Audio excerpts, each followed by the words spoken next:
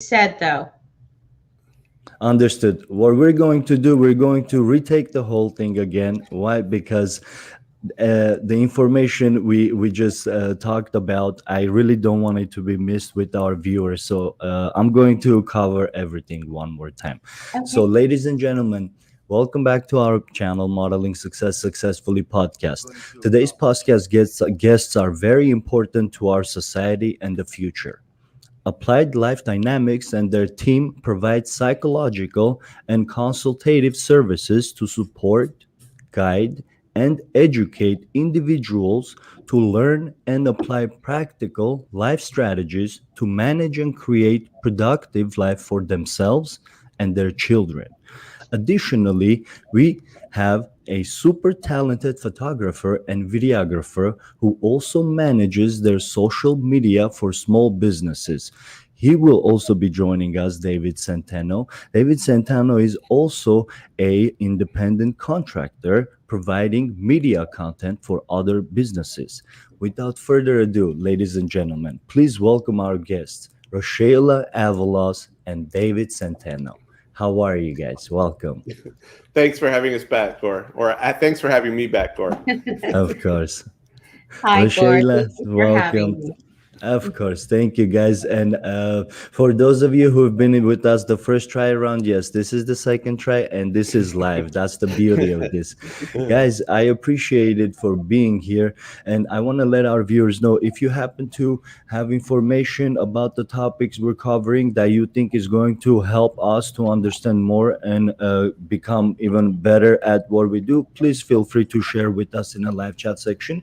We'll keep an eye out on it and we'll pay attention. We'll answer it if it goes with the topics that we're discussing. Other than that, Rashella, David, I want to bring you in where you kind of met with the Applied Life Dynamics as a business consultant with their social media. But before that, I want our viewers to know how Applied Life Dynamic was founded, how it was created, what is the foundation of it. What does Rashella and the team want to accomplish with Life Dynamics? And please go ahead. Well, I do want to share that Applied Life Dynamics is a fairly new company. It's just being started. And so we are looking at contracting with clinicianal clinical psychologist as well as another marriage family therapist. I am a school psychologist by trade, and I have just achieved my license to be able to practice in California. So it is a very brand new company. And so we are still developing and looking at the different services that we will be providing. But how it got started is, truthfully, Yes, I'm paying attention. That's the old camera speaking. I'm so sorry about that.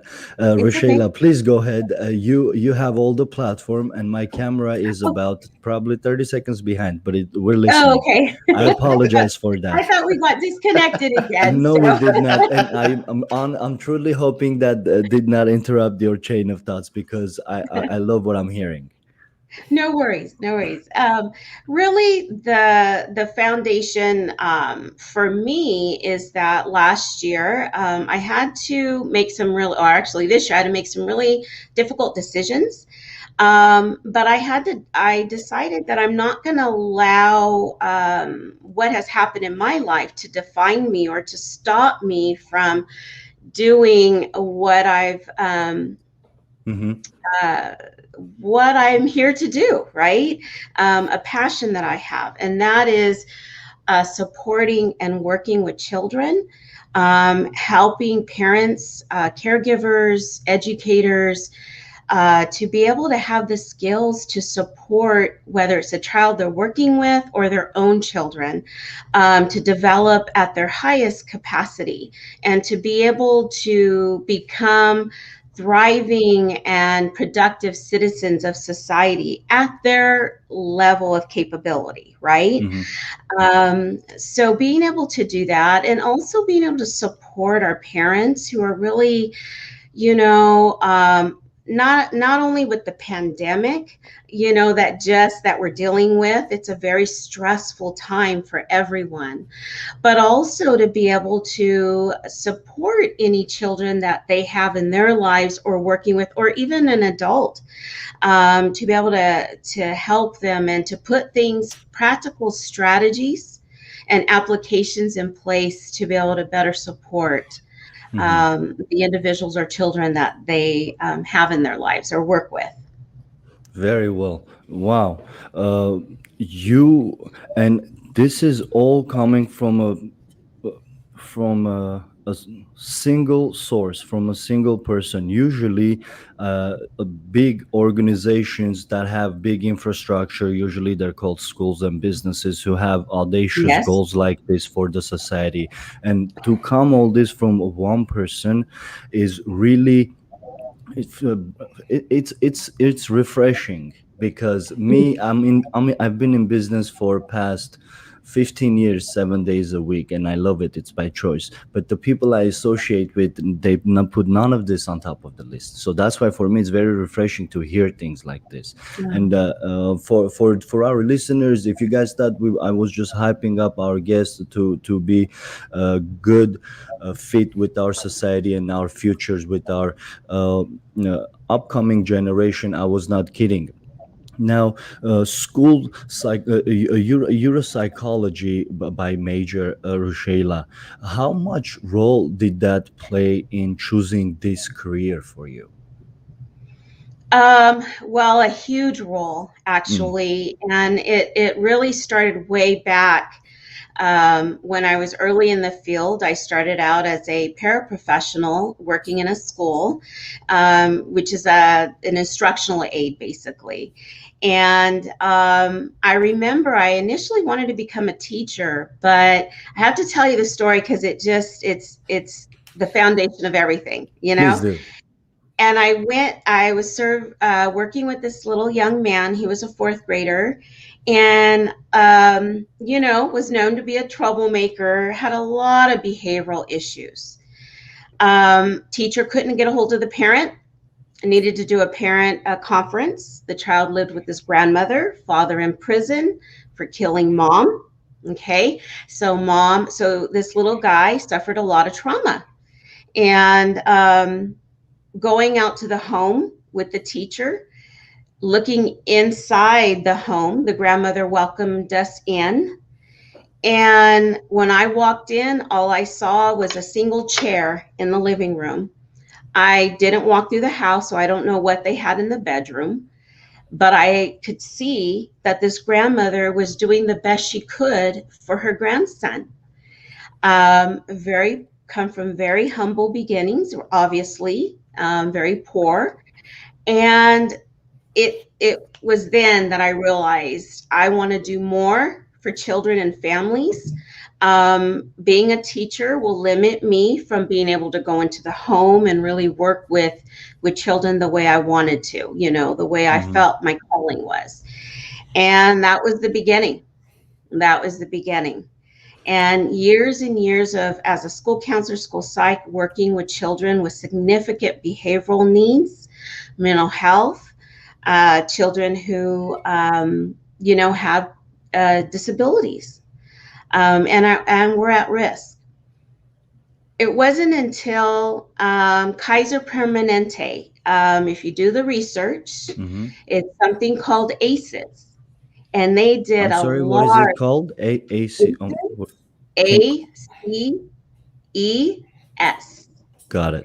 Thank you. And it's a research, a longitudinal, if I can pronounce that correctly, study where they followed a large group of individuals from early age who were exposed to trauma Mm, and followed them through adulthood. And through this ACEs study, we have learned the significant effects that trauma has on children mm, and the developing brain. And it was then when I realized, oh my gosh, boom, all the kids, I mean, it just clicked in my head as a psychologist. there was something very common with our kids who suffered from trauma, and it was these significant or severe behaviors that we were seeing in the school environment. Way back when, 15 years ago, it was a very small number of children that I saw with these severe behaviors. Now, 15, 20 years later, we have large number of children entering our schools who have significant or severe behaviors. But when you do the research and you start looking at their background, pretty much 90% of them have suffered through trauma. Right. The main cause. And mhm, mhm. I'm listening, please. Yes. And then from there, just the last few years, us as educators have learned that, hey, we need to do things different. The children we're serving today are not the same children we served 20 years, 30 years ago. And so we need to look within ourselves and our structures in the school environment. What are we doing? And how can we better serve these kids that are coming to us? We have to change what we're doing, not expect change from our kids, because that comes in time. But we have to change what we're doing in the school environment in terms of our practices, our structures, our supports, so that we are reaching all kids and supporting all kids and ensuring that they are developing and growing and becoming citizens, productive citizens at their ability, the best of their ability. Yeah. Absolutely. Well put. Well put. A quick following question, if I may ask, because the information you just let us all know is really vital, and one of the underlying causes to having all the negative side effects growing up has come from previous trauma, and potentially trauma that's been happening for over a long period of time also. And the ACEs, if I'm pronounced ACEC study, um, uh, my question would be, in your opinion, since obviously you have the most knowledge about the topic, what would be the best way to handle um, people? And it's a really hard question to summarize in two Mhm. sentences because it's not one answer fits all. I Right. understand. But what would be the best way to handle people who have gone through trauma in their past? Now, are we talking about children or adults? Is it okay to take one at a time to consider Yeah. both, since we have both viewerships? I'll do the best I can. Thank you. Yes. So for children, it's funny because Mr. Senteno there is been helping me with my content creation. This is actually the first step to launching my business. We haven't launched it yet. Been working on some things, but just being able to start acquiring followers, putting out some posts, some videos, and we do have a video coming out. It's just some tidbits on how to support children that have been exposed to trauma. And I can tell you one of the first things is, don't take their behaviors personally. And that's hard to do sometimes, especially in the school environment when you're doing the best you can to support a child in the classroom, but you've got all these 10 things that you're having to do, right? You've got standards to teach, you've got 25 other children to support, and it can be really difficult. So it's really important. Number one, don't take the behaviors personally. The behaviors are a form of communication, and they're telling you something. The other thing I just want to say is that I don't want there to be a misunderstanding, because you see a child with severe behaviors, it doesn't necessarily mean right off the bat, oh, they must have gone through trauma. Oh, something must have happened. Not necessarily. Okay. It's important that's where full assessment comes in, because it could be that the child may not have experienced any trauma, but maybe there's something biological going on. Maybe there's some hormones off balance. Maybe there's an allergy. Maybe there's a developmental disability, right? So there could be other factors that could be leading the child to engage in maladaptive behaviors. But to go again, how do we best support them? It needs to be safety first, right? Ensuring and reminding that child that they are safe, that you are a safe person. And that takes a lot of work. It takes persistence and resilience from that adult who has that child, or who maybe it's a foster parent or a teacher, right? So it's going to take a lot of work on your behalf to help that child to feel safe. So ensure the child's safety. Don't take things personally when you're working with that child, or supporting your own child in the home. Your own nonverbal messages, right? Because we speak, a lot of our communication is through nonverbal means, our hands, our facial expression, our tone of voice, talking or interacting or misdirecting, ensuring that your tone of voice, that you're keeping yourself calm, and speaking in very basic words to a child. Sometimes a child who are very hypersensitive to their environment because of the trauma they've gone through, they're very keen on your nonverbal communication. They're very keen on your tone of voice, what you're saying. If you're redirecting, you don't want to use a lot of language, because that can cause a child their anxiety to rise and their defenses. Does that make sense? It makes total sense, and it makes a lot of sense. What you're saying is, it reminds me of what. Sorry for my camera flickering. It reminds me of the time I've taken multiple courses when it comes to understanding mental challenges, whether that was from birth or acquired as growing up. And a lot of the things you mentioned, actually, I heard from my own one of the teachers that was saying it too.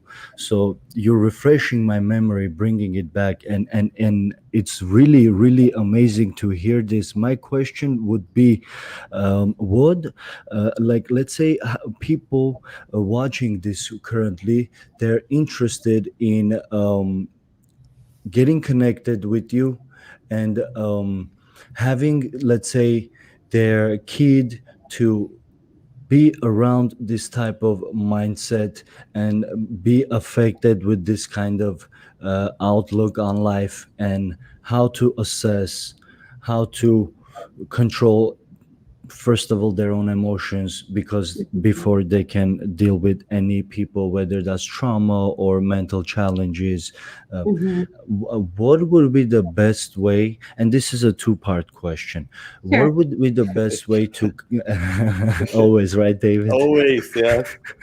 Yes. What Two-part would be question. yes, what would be the best way for our viewers, to those who are physically far away from you guys and Applied Life Dynamics organization? How can they still support and at the same time be a part of Applied Life Dynamics where they're physically apart from you guys, and also people who physically live around where Applied Life Dynamics is? What are the best ways for them to become a part of your guys' organization?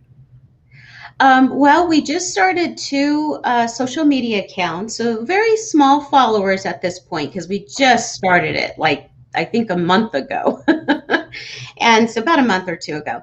And so we are on Instagram, under ALD, Applied Life Dynamics. We are also on Facebook, Applied Life Dynamics. We also, any videos that we create, we do post those on YouTube, and it's under Applied Life Dynamics as well.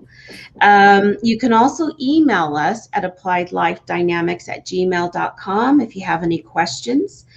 How we're going to be a little bit different from other mental or behavioral health organizations. We will be offering in-person services, but we will also be offering telehealth. So we are setting that up for individuals who don't live in this area. And then the other piece that might be a bit different is we're going to be offering coaching.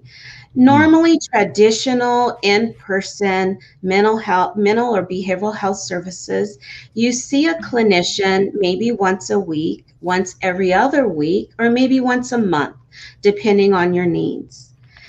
And so you have access to that clinician, or you meet with them, let's say one time a week, right? Mm-hmm. You might take notes or keep a journal, and then you don't get to see that clinician again for another week or 2 weeks, depending on how often your sessions are coming through.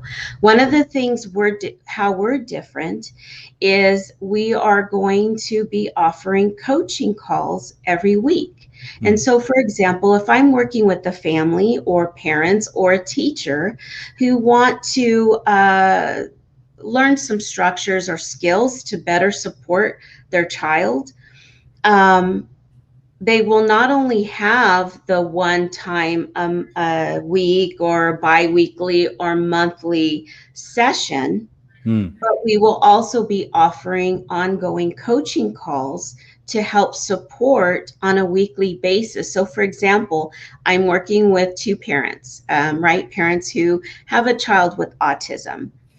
And they're needing support and help on how to support their child in the home that have severe behaviors. And they want to know, how can we help minimize these behaviors or reduce some, extinguish them, but also teach our child to learn replacement behaviors to get their needs met. Well, instead of giving the parent, okay, these are the strategies to use, here you go implement those strategies. I'll see you back in a week or two. We are going to be offering 1 to 2 times a week, maybe even more, coaching calls where the parent can hop on with other parents, ask questions, get some support on those structures that we just talked about last week or on Monday. And so it's going to be providing parents not with just the formal or students or teachers or community members, not just providing that one-time session, but it's ongoing coaching to help them to implement the strategies and the applied, applied structures that they need in order to better their lives and to better the lives of their children. Right. And wow, that is actually, I'll be honest with you, that is a lot more than what most of the public schools offer. First of all, a lot of parents, and you guys seen it on the news, a few parents got arrested for being trying to protect their kids. And what you're saying is actually that's another difference that I can see right off the bat that your organization has is parent participation with everything that you guys are offering, for a parent to participate in the coaching call and be there, and if they have any concerns and something, they can right there and then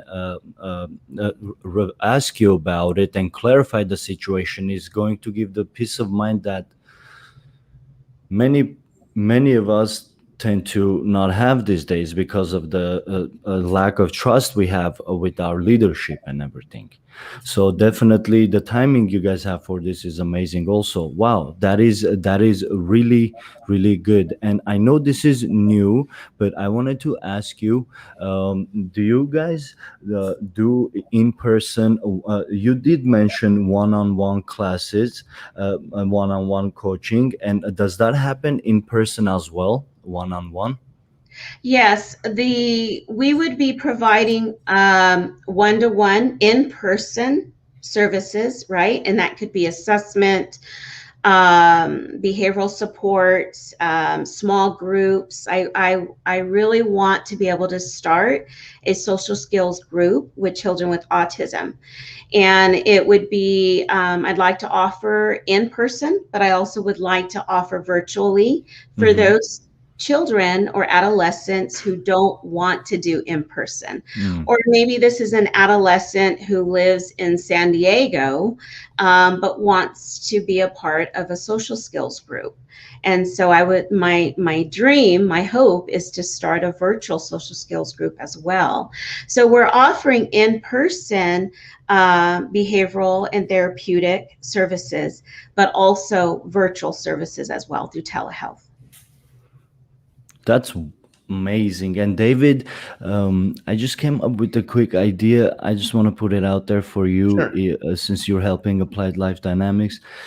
Imagine if there was a in-person class going on, a in-person group class. Let's say Rashella and three, four other students who are open to being on camera and helping other viewers as well, and you possibly broadcast that. I Mm. Yeah. think that would be amazing because you Well, have uh-huh. yeah, I mean, speaking from the social media aspect, and Hmm. what I do is content creation. Hmm.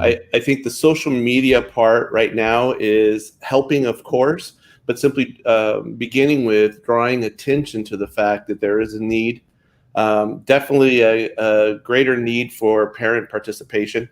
But because you can't necessarily count on the public school systems or even private school systems to have the opportunity to service children, especially if it's trauma based behavioral issues. And I can tell you, it's trauma early on actually changes your brain. It physically changes your brain It and your Mm. does. brain chemistry. So Yes. it's beyond a mindset. It is a Mhm. changed brain at that point.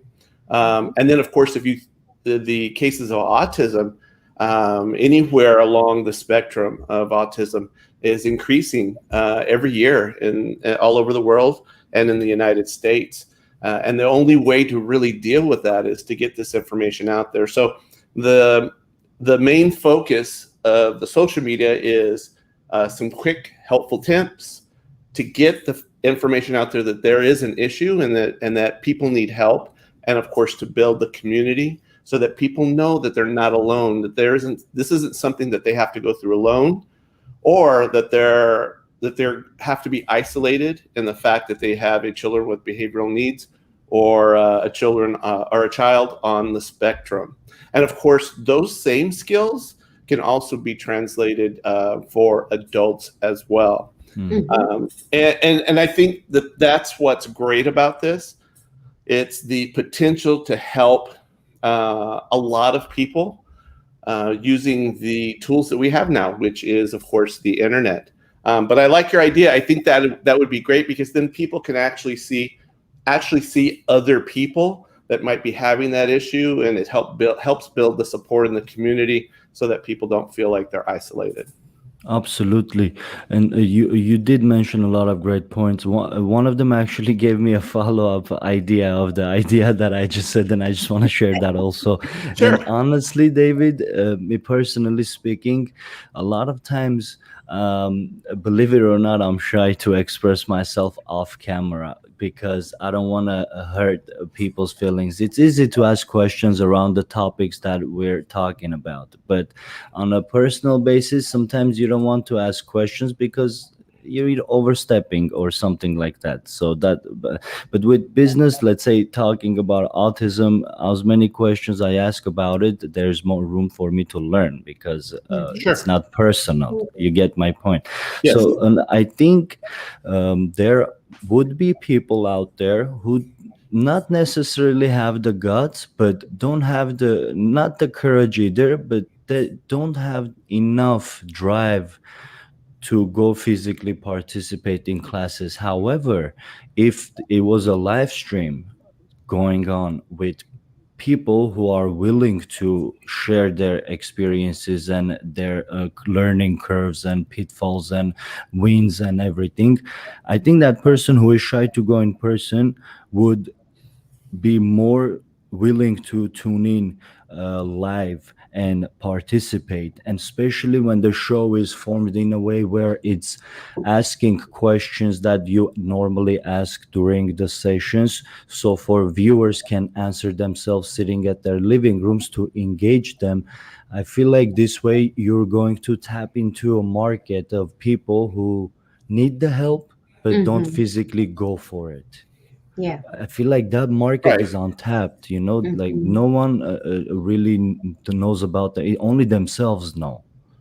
And that's my desire. My desire is to be able to go outside of my community. I work in the community I grew up in, and this is my way of giving back to my community. I also work at the university level.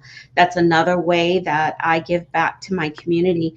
But I want to reach children and families and educators outside of my community now, because I agree. I think that pandemic changed a lot of things, and I think there are adults out there, there are couples out there, or even adolescents who don't want to leave the home but want help.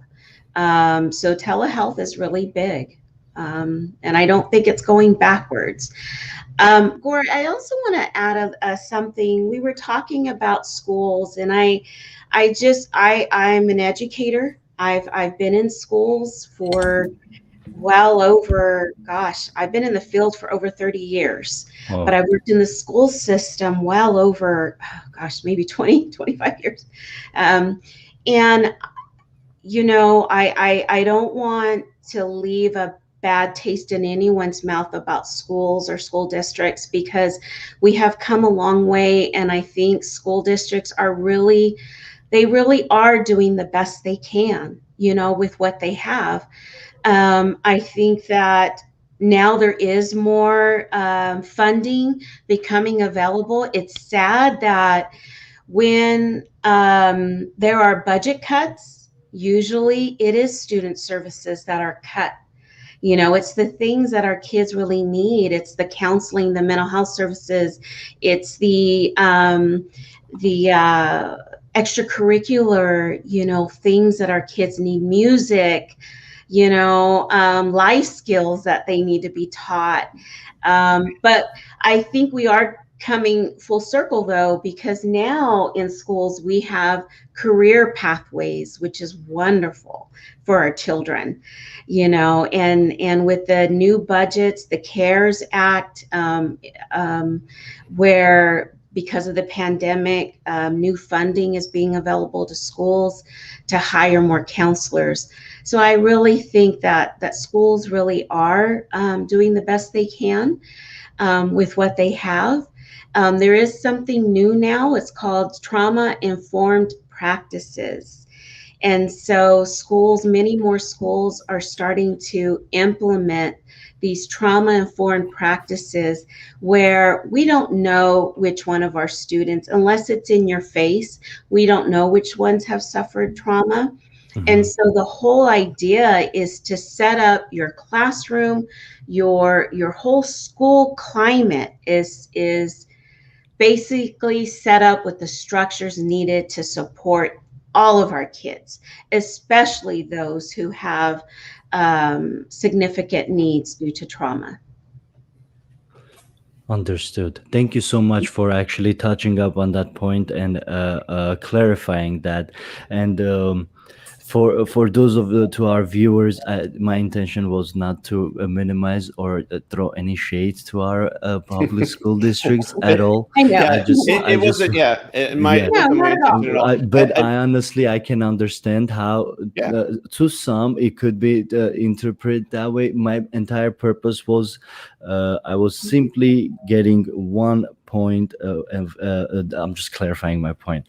A parent should have more more parents should have the right to participate in their child's activities at their whenever they feel need to. That was my entire purpose. Sure. And Absolutely. yes, Right. and And I go think ahead. that there's no, I think that if you depend on, the school system to provide all the services you need, especially for something that takes quite a bit of effort to deal with behavior and with autism, I mean, it's just autism. You've got to learn how that person works. If you depend only on the school system, and that's the only point that that child or that teenager is being properly taught how to interact with society, how to manage anger issues. If that's the only point, and they go home and it's totally ignored, you are quite literally handicapping that child or that teenager to enter into a productive society. It takes a lot of effort. And I know Rashella's aware of it, and I've touched on it on your show before about being on the spectrum. Definitely high functioning, but definitely on the spectrum. I have my issues, but I also came from a home that was very traumatizing and experienced trauma as a child early on, and so did my sister. And I can tell you that those things linger with you for your whole life.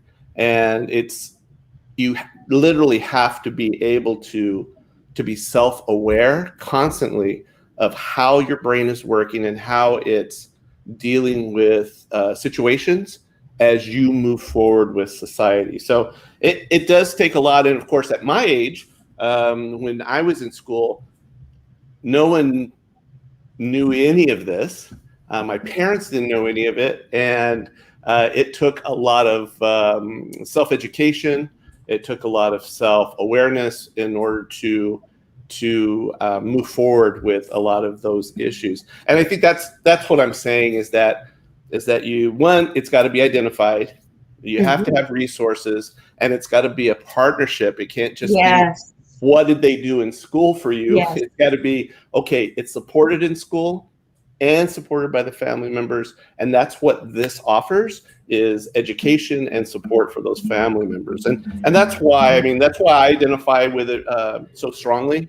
Why I get very passionate about it is having grown up without that opportunity and becoming an adult with anger issues and trauma issues and having to literally change my life myself, that looking back, I wish someone had recognized it when I was a child.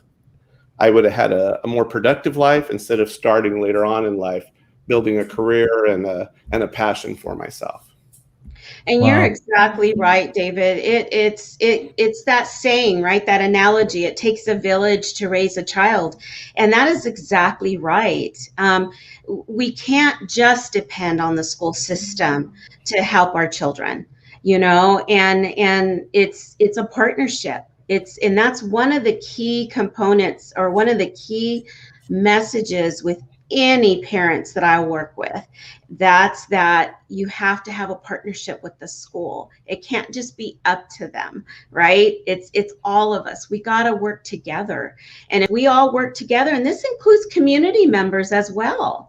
I see community members who, kids are ditching school and but they don't say anything. They don't report it. It takes a village. We all got to work together if we want our children, if we want to create a different future for our kids, a promising future for them. And I think, and I'll give you an example, if I may. I'm sorry. I didn't mean Of course. No. I love what I'm hearing, and I'm learning from you guys. So please don't feel bad. Carry on. It's amazing. Here's a very simple piece of information for anybody that's watching that has a child that has that's anywhere on the spectrum of autism. A simple piece of information that can help your child with autism that I had to research and I had to learn myself. It's not readily available out there, at least as far as I know. Simply changing your child's diet can minimize the effect of autism. There is research out there. Yeah. Yeah. Now, it's not a cure-all. It's not a magic wand, and it's difficult. Trust me, it's very difficult to change, especially if you're not as high functioning. It's very difficult to get your child to change their diet.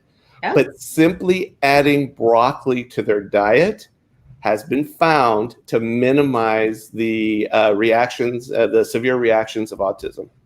Wow. Broccoli.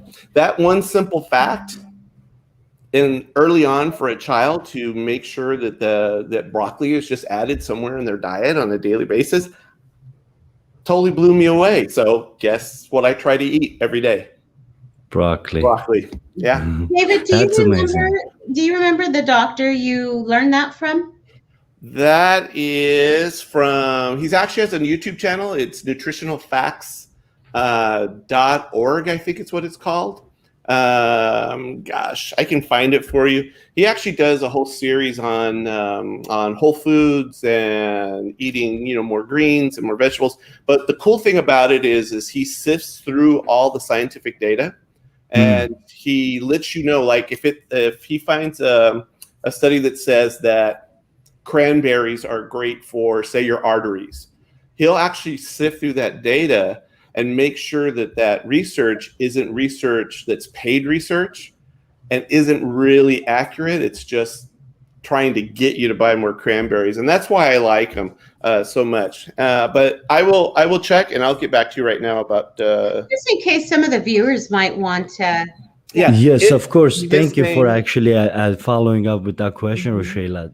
Yeah, his name is Dr. Greger. Dr. Greger. Dr. Greger. And it's nutritionalfacts.org is his website, but he has a YouTube channel. It's Nutritional Facts. And he wrote a book that's called How Not to Diet.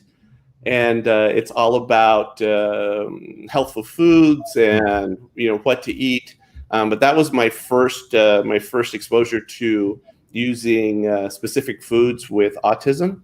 And then there were other documentaries about autism that were that actually showed a child that all they wanted to eat was chicken nuggets.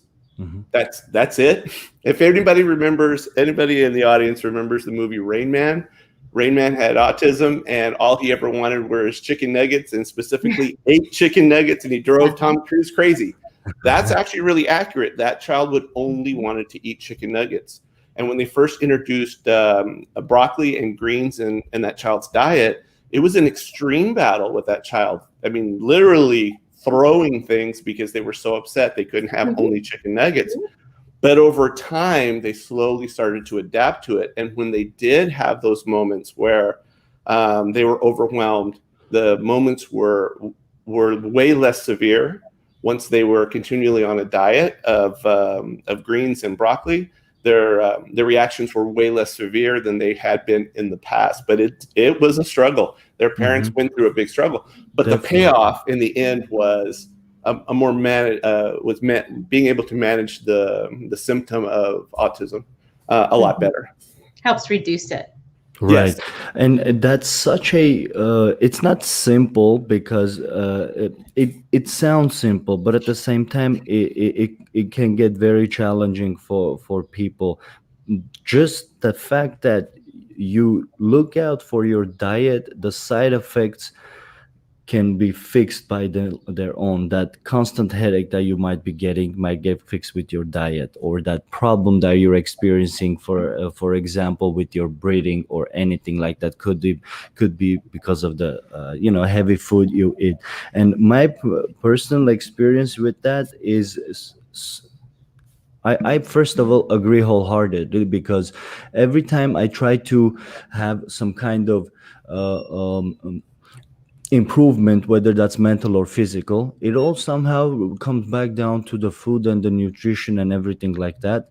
And with my experience going back 6-7 years, when I used to work at the home care for mentally challenged individuals, one of the teachers actually, I remember vividly, told me that specifically children with autism are very they're habitual. They heavily rely on habits and repetitive cycles with the times. Repetitive behaviors, yes. Yes, and when that changes, and just like that 8 pieces of chicken nuggets, the specific gentleman we had I was taking care of, he did not like the sun. Somehow he thought the sun is going to hurt him. The whole school district, the teachers for years, his own parents, nobody could convince him to leave the classroom after school. I'm not bragging or anything, but he called me. I went to the school. I just sat down 5-10 minutes. It was in a classroom. The whole classroom is sunny, and the corner is a little shadow. He's over there. When I sat down with him, I didn't speak. I just sat down a couple of minutes, just a little nudge. You ready? You're done. You want to go home? Okay, let's go. That's it. I didn't even have to convince him. I just sat there and I just vibed with him. I guess my calmness relaxed him too. Oh, you bet. And I just offered him something he likes when we get home, and we were on our way. So being a habitual person and interrupting your habits can affect it. But at the same time, if obviously that makes your job harder to get your child to go from chicken nuggets to adding greens. But once you break that mental habit, now that becomes a habit of its own. Once that gets formed, that means your child now has a healthy habit formed, which means that's going to be hard to break, hopefully. Yeah. And you guys And were many covering. times, Yes, please go ahead. no, go ahead. Sorry. No, I was going to ask you a follow-up question, but I'll ask you after your thought. Oh, I was just going to say, if I didn't lose my thought, what I was going to say. Sorry. It's okay. Many children, there's many children with autism. They're known as picky eaters.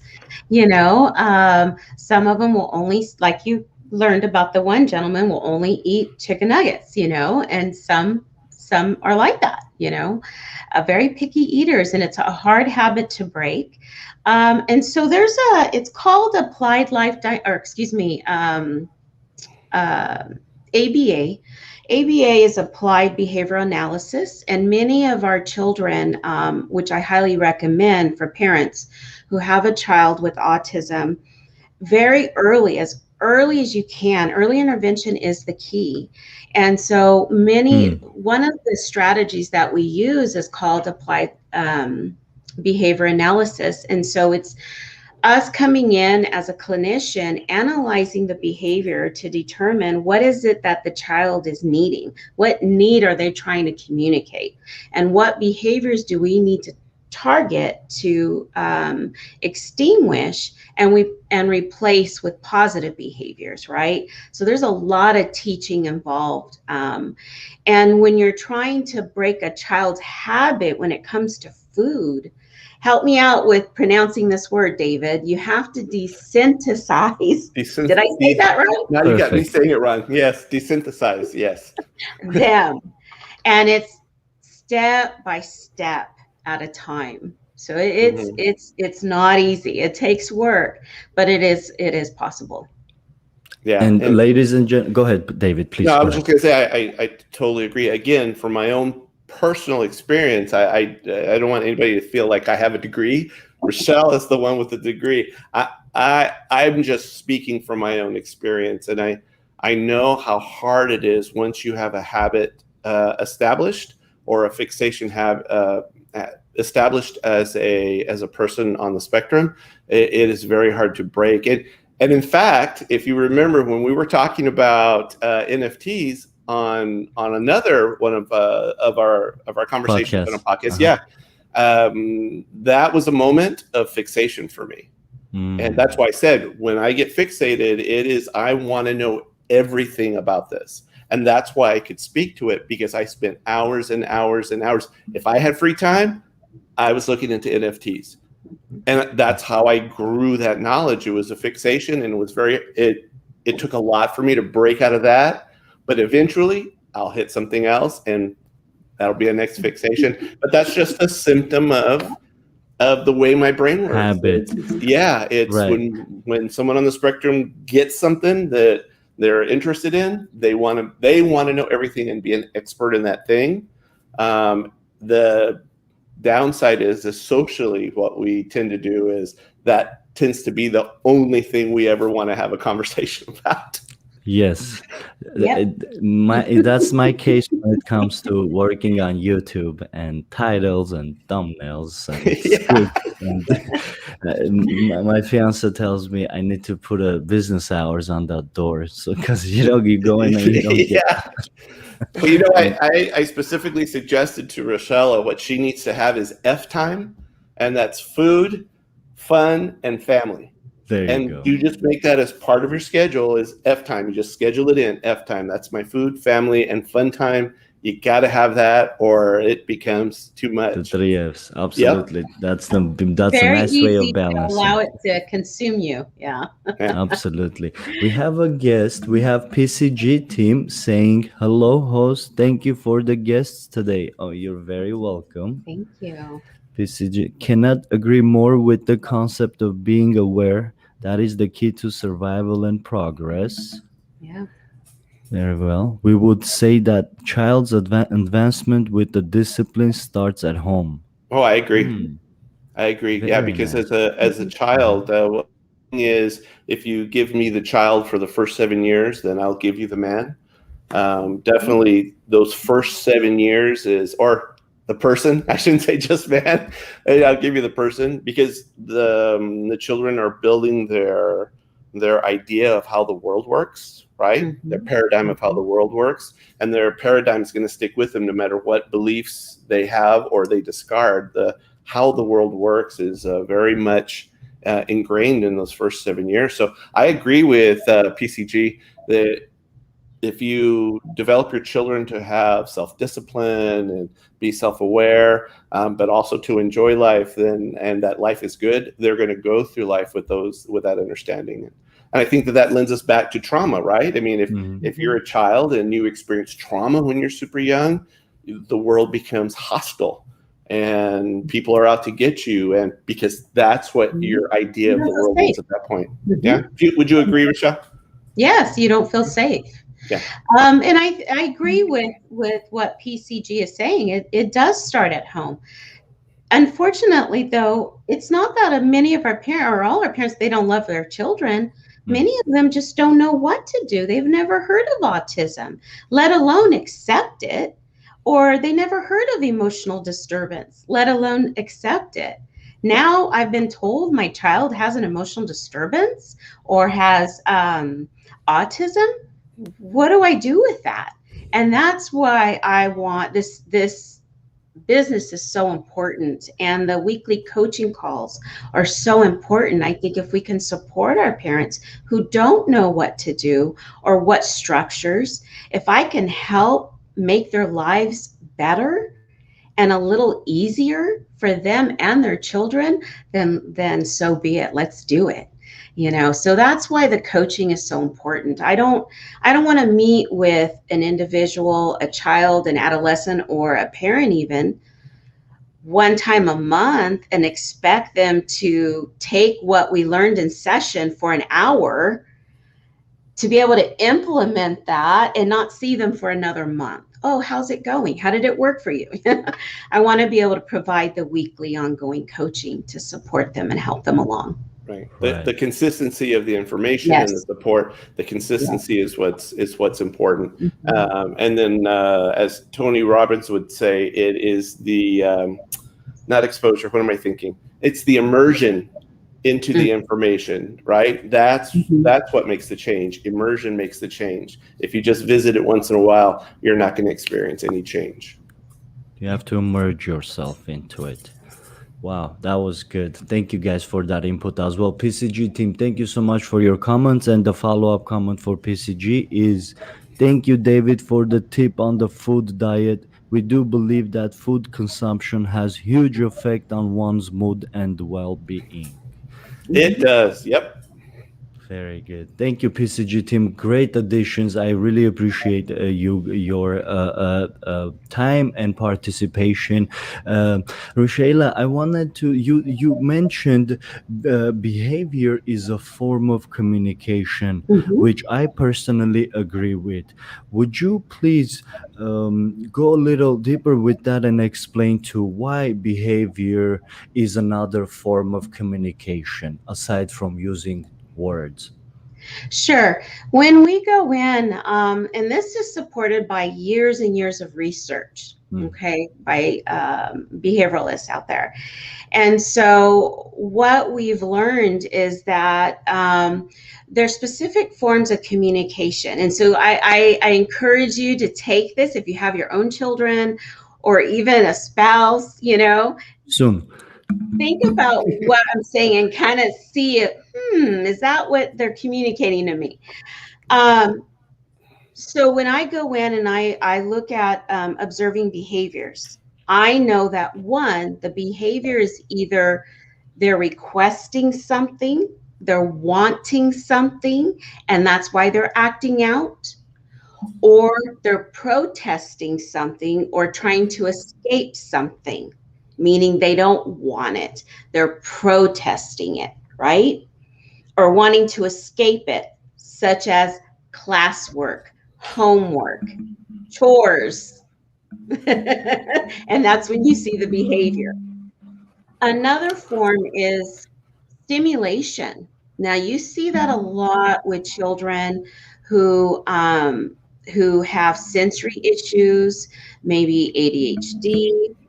They get overstimulated, right? So when it's too much external stimulation coming in, that may cause a person to act out, tantrum, stomp out of the room, yell, whatever their behaviors might be.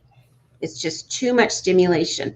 Or maybe they need more stimulation, which I do see with a child maybe who has attention deficit, hyperactive type, right?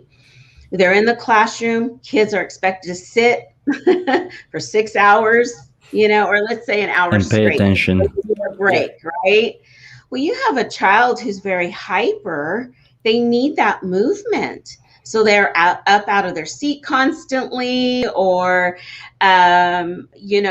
running, jumping, climbing.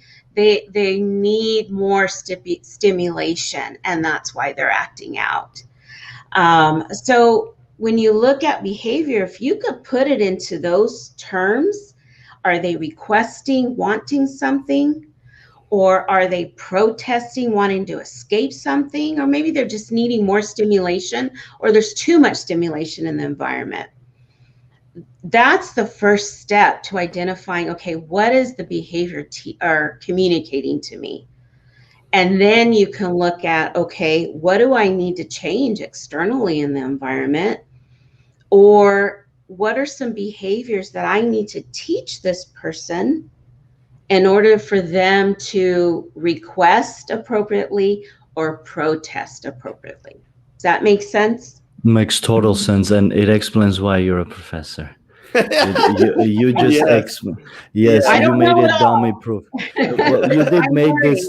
You made it dummy proof. It's hard to not understand that, and I appreciate you for that detailed explanation. And for our viewers, if you guys want to take single thing from that podcast, I want you to be the fact that getting behavior from your child is just another way of them communicating with you, and it is parents' job to assess the situation and figure out whether that behavioral outburst is a request or a protest or some kind of escape from a situation they're internally going through, or it's external pressures that stimulates them in a different way where it forces them to behave certain way. And us as me, future parent, God willing, and for parents, it is their job to understand what the possible scenarios are out there and relate with the current situation to possibly help as much as possible their current child. Did I get it right? Yes. Very good. Thank you for that. And PCG team had a follow-up statement. An excellent podcast, spreads awareness. Thank you all. Thank you. You're welcome. Thank you, PCG team. And a very last question for you, Rashella, and David, also for you as well. What can parents or guardians do now if they are concerned about their child's mental health? Yes, this is one of the other reasons that I'm wanting to do this is because, I think there's a lot of parents that are not sure, right? And they don't know the laws. They don't know what's out there, what type of opportunities that are out there for them. And I want to make sure they know. I want to make them aware of what's out there. There is something called child fine law. Okay. Schools know this very well. At least the directors of special ed know this very well. Child fine states that if there is a concern from a parent, community member, doctor, a concern that the child has mental health, some sort of disability, maybe, they just don't seem like they're developing the way, their siblings did. If you have that concern by law, you bring that concern to a county office or a school district. We have to address that concern, meet with the parent or whoever is expressing this concern. It could be a foster parent, a guardian, grandmother, aunt, uncle. But it is our responsibility to research and explore that concern and determine whether an assessment is needed. Early intervention is the key. If parents out there or soon to be parents out there leave with anything, early intervention is the key. If you think or suspect that your child, there's something not right, go to the doctor, go to your LEA, which is your local education agency, and express to them, hey, I've got a concern. It is our responsibility to research and to assess that concern. Very well. I personally did not know that, and thank you so much for that. And did not know that is actually the law, what the law states. Very, very good information. It's called Thank you, child fine. Rashella. Very well. David, do you have anything to add? No, I don't think so. Well, I always have something to add. I love the information you put out. That's why I put you in the spot. Sorry about that. No, I guess what I would have, yeah, Rochelle's all, yes, he does. Always something to add. I guess what I would add is this, is I recently took two challenges. They were two challenges provided by Tony Robbins on Facebook. And I wanted to see what type of information was provided. One was like your best life or your best you, and then something else. But what I noticed on both of the challenges, because you stay active on that Facebook page and you can see the posts and the things that people are doing. One thing that I noticed were a lot of the people that, not a lot, some of the people that were on the challenge were posting things about depression, having low self-esteem. How do you get started? I'm frustrated. I'm this, I'm that. And I noticed that a lot of the fellow members were being armchair quarterbacks and giving them tips on how to fix what was wrong with them. And I had a concern about that. And I want to amplify what Rashelle said, because on every one of those posts that I saw, my simple comment was, seek a professional. That's what you should do, whether it's your child, your partner, a coworker. Encourage people to seek a professional. There should be, in this day and age, there should be no stigma about mental health. We all go through seasons of our life, and some of those seasons can be heart-wrenching. They can be very difficult to deal with. Yeah. My mom is very ill and is in a convalescent hospital, and it's a lot to have to deal with because it pulls me back to my childhood trauma. People lose their parents, the people lose children, and even sometimes it's just a hard life. Things just aren't going your way, and that would be my thing is seek professional help. That is my best advice to anyone. Go there first for professional help. If you're getting frustrated with your child because of their behavioral issues, their autism, you now have another resource that is there for you to seek out. And in no instance, at least as far as my experience has been, in no instance is anybody going to put you out there, mock you, make you feel bad. All the healthcare professionals that I've ever dealt with were super supportive, were super kind, and basically wanted to help you get to the root of the problem and to move on, or to learn skills that will help you. So that's all I have to say is definitely seek a professional. I just want to add one thing. I think it's time that we reduce the stigma centered around mental health. I think people, and it may be old school, I don't know, and I know there is some cultural things to it too, but everyone has mental health. Mental health is the same as our physical health. We have to take care of it. And there's a spectrum, right? Some of us are way over here and we're very healthy mentally, right? And some of us are mentally ill and we're way over here. And then a lot of us are right in the middle, you know? And so it depends on where we are. Just because I'm going through a tough time in my life and I'm depressed, I have anxiety, insomnia, doesn't mean I'm mentally ill, but it does mean maybe I'm going through a mental crisis, emotional crisis because of the stressor I'm going through in my life, right? So Absolutely. we all have that. We all go through stressors in our lives, and our mental health may be moving a little bit more in this direction because I have high anxiety right now, or I'm going through a depression because I just lost my mother. You know, so I just want to make that clear. We all have mental health. It is a spectrum, but we have to take care of it just as we do our physical health. It's nothing to be embarrassed of or ashamed of, because we all go through it. Yeah. We were talking about COVID-related stress. Remember, we were talking about me and Rashella about it. And I mean, for some people, it wasn't stressful whatsoever.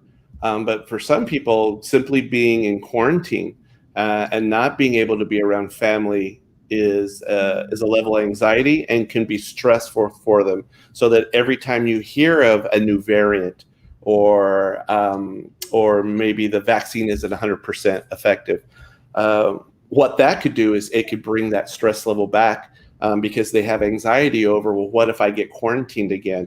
And they don't want to be isolated. Or for some people, it was wearing masks and how they felt claustrophobic. You know, for me, I didn't like it, but it didn't evoke any kind of anxiety. But there are people that had anxiety about wearing masks. So any of those things, and I agree with Rashella, it's a spectrum, and just because you see a therapist, a counselor,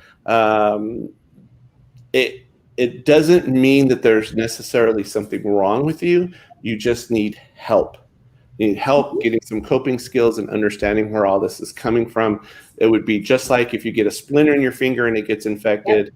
You're not going to be ashamed that you have a splinter in your finger or that it's infected. You're going to go to the doctor. He's going to remove the splinter, and he's going to give you antibiotics and probably some skills on how to do woodworking so that you wouldn't get any more splinters and get infections. So, but that's my. I couldn't agree more. I couldn't agree more with both of you guys. It makes total sense. With me personally, my personal opinion, and it's obviously limited information because I'm yet to experience many of the things that you guys have experienced in life, such as having children and raising them.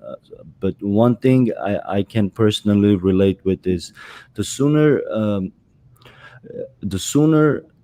I started accepting whether it's my downfall or the negative outlook or a negative habit or something that hurts me, instead of pushing it away, accept it, analyze it. The sooner I started understanding when the only way passing something is by going through, the easier my life became, the sooner things started getting fixed, the less things needed work, so on and so forth. So a lot of what I found internally was I was holding myself back from improving, whether that's mental, physical, health Sure. wise.